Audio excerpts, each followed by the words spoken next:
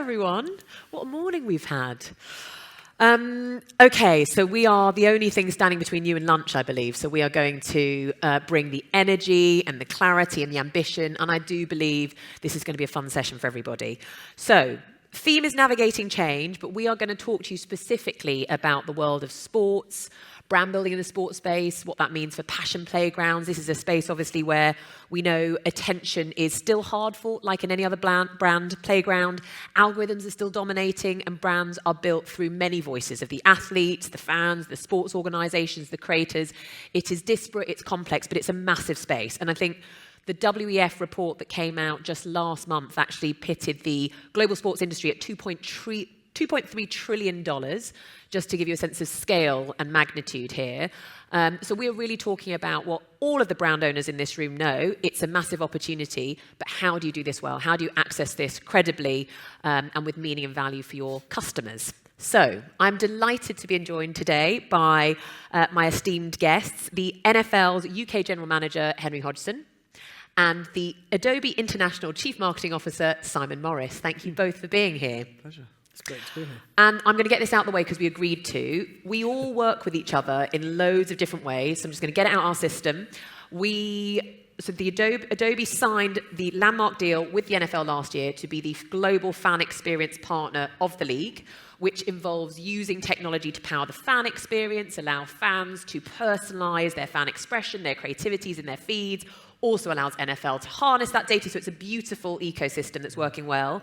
We also work at Dentsu with the NFL. We are your global social agency of record, but also working with you on the international brand strategy at the moment. And with Adobe, we are your international creative agency of record, and we are building on your Gen Studio technology for the Adobe Gen Studio Dentsu Plus. We need a better name, Simon. But we are very proud, therefore. So partners in all of these shared ventures. So let's start with the theme of today around Seicho, growth, and navigating change. I would love if you could both introduce yourselves in the context of the change that you're navigating with your organisation. So Henry, I'll start with you. Sure. First of all, thank you very much for having me. It's great to be here and great to see everyone. My name is Henry Hodgson. I'm the General Manager of the NFL's office in the UK, so responsible for the growth of our business in the UK and Ireland and other markets beyond in Europe. I've been with the NFL for a long time, for 23 years, so I've seen an incredible amount, well, I don't know if it's a round of applause, but I've seen an incredible amount of growth from an NFL standpoint. And I think change, at least where I sit in the NFL, is that for a long time, throughout that period, the NFL is the number one sport in the US. And by all measures, I think the one that I try and provide context to people with, which really resonates, is that on an annual basis, about 90 plus of the top 100 most watched programs on television in the US are NFL games. Obviously, with the Super Bowl being number one, but a lot of other NFL games filling out the other 99. So the sport is culturally embedded in the US in every way that it possibly could be. And I think to some extent there was a period, certainly during the time that I've worked there, that the NFL would have been very happy with that and happy and content to continue there.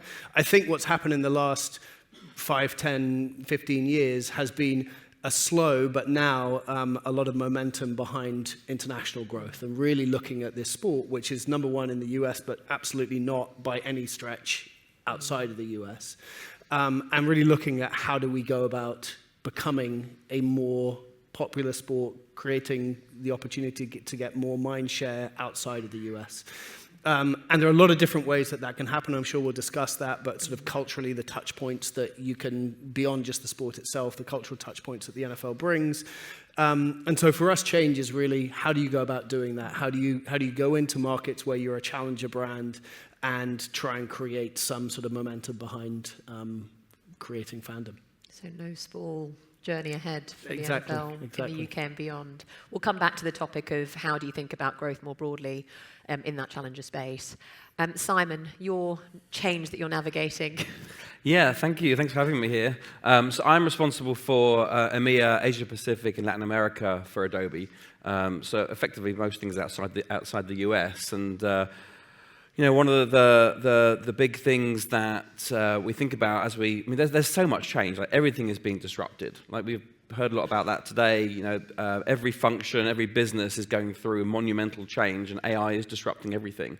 So we are, when I think about Adobe, we are kind of staying rooted on two, as we navigate that change, we're really rooted on two things. One is that deep, deep understanding of the customer. So as the world changes and as organizations change, making sure we are deeply connected to our customers and understanding what their customers' problems are and how we solve those problems in the here and now. That's really, really important for us right now. And the second thing is just making sure we have a very clear sense of who we are as a brand. What do we stand for? How do we build that trust with the consumers, with our customers? Making sure you've got that really strong sense of who you are as a brand is really important as you navigate change. So, obviously we're embracing a lot of the technology that we sell to customers and implement our customers, and that is requiring the teams and the functions and the people in those functions to really think about how they work differently. How do they leverage these tools to do more?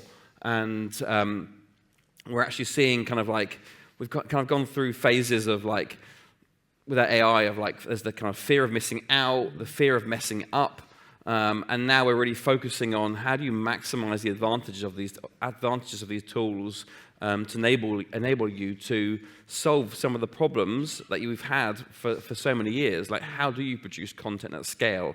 We know that if we want to deliver personalized experiences across multiple channels, multiple markets, it requires a monumental amount of content.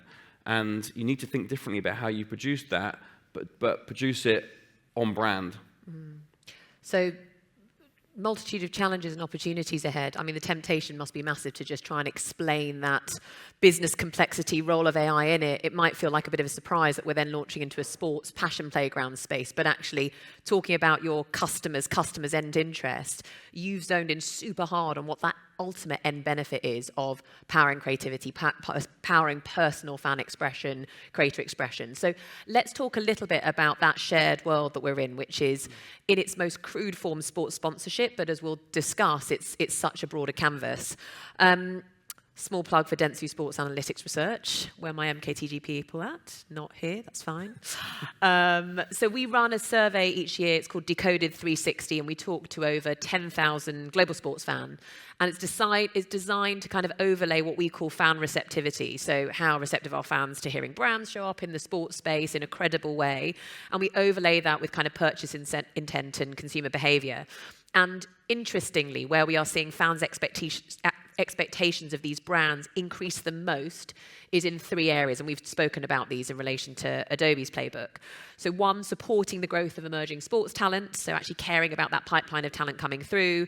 Two, actually investing in the local community where the grassroots teams are coming, where the pipeline of talent actually exists in its area.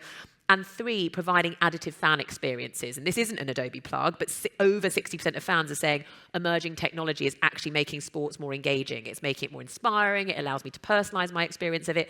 It allows me to almost, as the fan, to feel like a protagonist in this story, as we were discussing yesterday.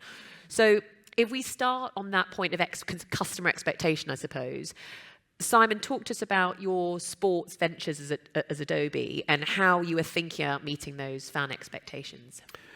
Sure. So I think that if you talk to brands like the NFL, like the Premier League, Real Madrid, and so many others, I think there's been a recognition that if they to deeply understand their fans and to deliver those personalized experiences that are going to ultimately lead to the fans spending more time on their platforms, at their games, in their stores. Like you need to have a really, really deep understanding of the data. So data typically exists in a lot of different places. So bringing all of that data together into one place. Then you think about how do you solve the content problem. So that sort of data, content, and then bringing that together to deliver those seamless, personalized journeys for fans. So we've obviously got the technology platform to help bring that piece together to help those leagues and clubs deliver those personalized experiences at scale.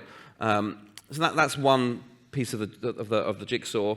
The other piece is Adobe thinking about how do we how do we think about our brand and showing up in a relevant way and reaching customers in the right way? And with sport, sport's an incredible passion point. I don't need to explain that or why, but we've always kind of focused on different passion points, whether it be fashion, music, art, and over the last few years, we've recognized that sport really brings together culture and community.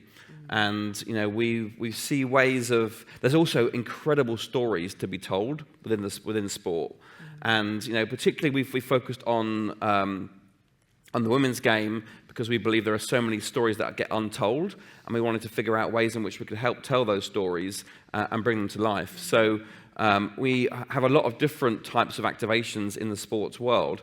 With the bigger global brands like the ones I mentioned, we're looking at how do we provide ways for their fans to start to really participate rather than just spectate.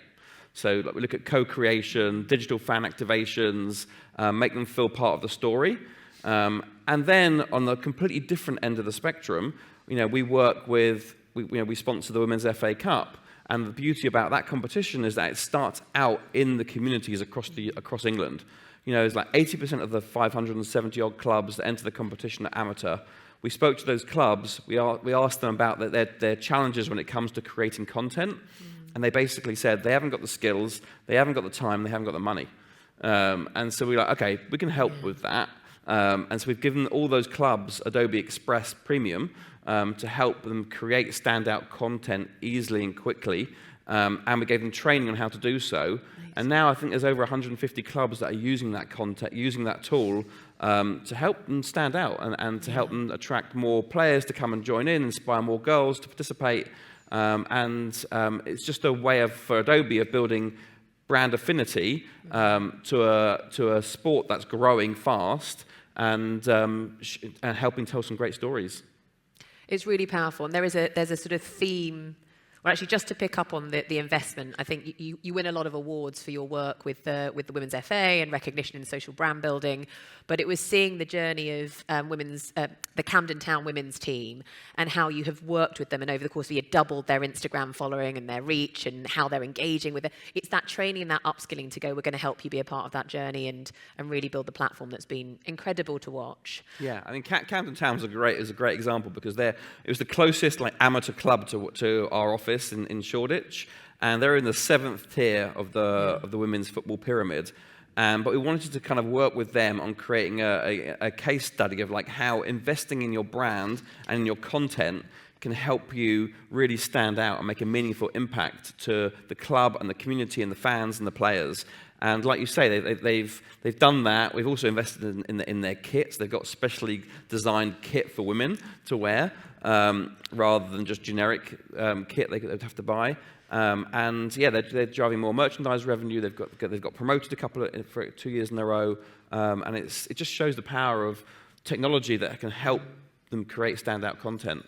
Yeah, it's amazing. And I have to say as well, on the Premier League partnership, I've got a cohort of sort of 9-year-olds that live on my street. They're all obsessed with your Adobe Creator Express Squad. So they've got these mad sort of semi-personal, I think they've got a face swap or something where they've got their faces on the athletes' faces. I don't really understand any of it, but they're all trading them. So you've created a new currency. Great. We thank you. On the note of female athletes, so Henry, we've talked a lot about this, and our research, I mean, as you'd expect it now, fan receptivity drivers right at the top is investment in female sports. And you'd expect that for reasons of social inclusion and progression. But what's interesting in our last wave of research is that it was right at the top because it signaled a brand's investment in the future growth of that sport. So it's being seen as a sharp commercial tool as opposed to a sort of do-gooding, socially inclusive pursuit. When we've spoken about the way in which you work with your female athletes, it's pretty groundbreaking and it's pretty central to your strategy as opposed to, and now there will be a sort of female aspect to it. Can you talk a little bit about that? Yeah, I mean, I think, back to the point on the previous question around change, if we'd been sitting here 5 years ago talking about female athletes related to the NFL, that wouldn't have been very clear what we were talking about. But just for the audience, one of our global ambitions and one of, I think, the most exciting initiatives that we have currently is the fact that flag football, which is the non-contact version of the sport, will be in the Olympics in Los Angeles in 2028. And there has been a huge initiative globally, obviously starting in the US, but really, truly now globally, behind getting young women playing flag football, which is an exciting sport, really allows for women to participate in this game that in a way that they hadn't been able to before. But in doing so, what it's uncovered, and certainly Adobe, I think, has provided some of the tools for these female athletes to grow their brands and to grow awareness of the sport, but to grow awareness of them as athletes around the world. And what we're seeing is that then is inspiring a lot of younger people, younger kids, to try this sport, to play it. It's really exploding across the world in terms of participation in women's flag football. Yeah, it's amazing. There's definitely, I mean, you've kindly invited me along to some of your amazing moments for women in sport, and seeing the European flag final for the girls in October in Tottenham. When you see, athletes like Phoebe Schechter talking to younger athletes, perhaps coming through like Jochebed, and how it's built their confidence, changed their relationship with sport. It's, the NFL almost has permission to go, if we haven't shown up in this space and we're starting almost as female first as we are, the traditional game, tackle game that people know, it's quite a mindset shifting conversation. It is, and what's fun about it is that you're seeing, again, these young athletes, male and female, coming to a sport they don't really know much about, discovering a sport, and then creating a culture around it, because there isn't the culture. There may be other sports that they've tried to play or been part of in the UK, but they feel doesn't necessarily welcome them for one reason or another. What they've been able to do is build that culture around it, and linking it then through to the NFL, which has this sort of fashion link, has music links, has gaming links, etc. That all comes to life in how they express themselves or how that sport is played. Love it. Such permission to start the brand conversation in a different place in the UK. On that note, and so we've heard from Simon talking about how he thinks about Adobe's investment in these sports and the kind of commitment they have to show as a brand partner. Let's talk about what you're looking for from the brand sponsorship side, because it's not just yes, it's investment in the sport, it's almost hygiene. You have to care about the athletes, you have to care about the pipeline. But you, at the juncture that you're at in the UK, you're also looking at those brands with their own cultural authority, so to speak. So how are they bringing some of those fandoms and passion points that you describe? Can you talk a little bit about how that's working for you? Yeah, I mean, we're very intentional about the partnerships in terms of, again, accepting that we're a challenger brand in this market, and that we're looking to find brands that have their own culture behind them, that have their own fans behind them, and that can amplify our message. How do we identify the right partners, both locally and globally, that can help us do that? So, I mean, a couple of good examples, I would say, from this market. Our consumer products business, our merchandise business, is a very important part, especially from a fashion standpoint. We've expanded really kind of how we think about that over the last few years. And so, we've had a great partnership over, I'd say, the last 2 or 3 years with Primark here, where we've leveraged, obviously, the incredible reach they have, their ability to influence sort of fashion and culture that way, but also then their investment in creators. And so sort of taken their creators on journeys with us, whether it's recently to the Super Bowl in San Francisco or elsewhere, to experience what the NFL has to offer, to put that out through their channels, but obviously to do it with the sort of the Primark brand behind them. So I think that's one good example. I think a lot of our gaming partners, especially EA Sports, again, help us get into a cohort of people that we really want to reach. And I think that there are some great examples of how that comes to life. And then locally here in the UK, we've had a long-term partnership with Nike that's a global one, but then how do you express that? How do you lean into some of the very few British athletes that are in the NFL and sort of create some stories around them as well? So a few examples there of how we're leaning in with our partners to help us grow. It's a brilliant ecosystem you're building. I'm shocked that it's 20 seconds to go to you, because I only have 3 questions. Where's it gone? Okay, so I am going to link that point to the final question that was going to be around how do you think about brand growth more broadly, and the introduction of your brand and the reimagining of your brand in the instance of Adobe, to what we described as almost like a cultural pincer movement. You need to do everything all at once. So gaming allows a participation way in, flag allows a way for girls to see themselves in the game. Simon, I'm going to come to you for the closing words on this, because it's flashing at us now. When you zoom out, so beyond sports sponsorship in the partnership space, to go, the brand playbook, the brand building playbook has forever changed. And we know we've got loads of different tentacles and ways to audience. You are the ultimate in being an enabler brand. So you are, by design, placing your creator, your fan at the center of those stories. how would you describe, in minus 33 seconds, how you're thinking about that in the broadest sense? Yeah, I think that I think we recognised probably about 10 years ago that this notion of like the brand being something that you protect, control, or enforce is kind of like out the window. And actually, it's much more about how do you co-create, how do you collaborate, how do you bring your community in and make them feel part of your brand. You know, a few years ago, we actually gave some customers the logo and said, reinterpret the logo. And they came back with some incredible designs, which we built into our brand system. You know, now, you know, we do think about like empowering creators and working with creators, but at the heart of it, like for us, our brand is still the North Star. You know, it's still the design system, like for everything that we create and every experience we deliver. And so I think it's, you know, as we start to create, you know, teams create more content, AI creates content. It's still important that you understand who you are as a brand, and you build that design system into everything you create, whether that be your tone of voice, whether it be how you show up, you know, the importance of creativity and trust. Those elements we build into our design system that ensures that no matter what you see of Adobe, it's unmistakably Adobe, no matter who's creating it.